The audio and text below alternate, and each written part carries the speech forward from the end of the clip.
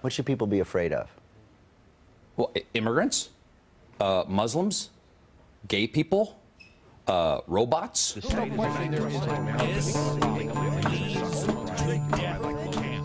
What's the real America? This past year, we've witnessed a dangerous resurfacing of America's shadow side. Anger, contempt, and cynicism, racial tension, religious intolerance have bled into all aspects of American political and social life. But we've also seen America at its best. Americans devastated by tragedy give and give generously. For all of our rampant and unapologetic individualism, we are an empathic people, a generous people. Both of these faces of America are real. One is driven by a culture of fear, the other by a culture of empathy. A healthy society lives in the balance between the two, but today, the scales have been tipped, and our country is drowning in a fear-based politics. The Torah has a lot to say about fear.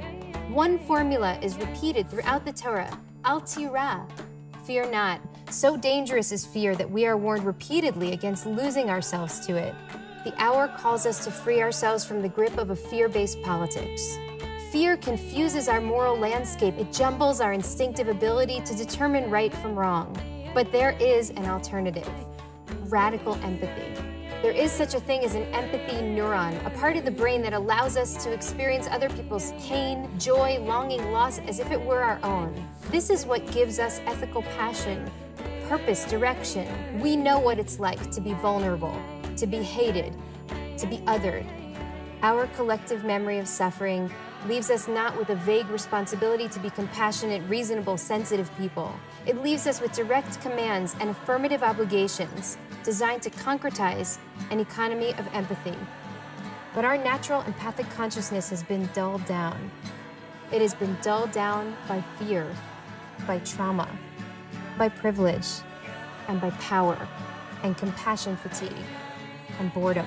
It has been so diminished that we are in danger of losing it. But Tirah, fear not, America. Let us drive out the culture of fear and narrowness and replace it with a culture of open-hearted empathy. This is our inheritance. We must not cower from it.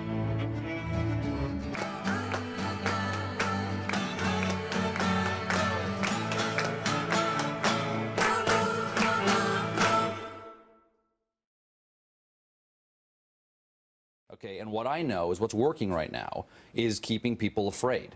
Okay, and you don't, if it ain't broke, don't fix it, I say. Also, don't touch it, because I hear you can get a disease from it.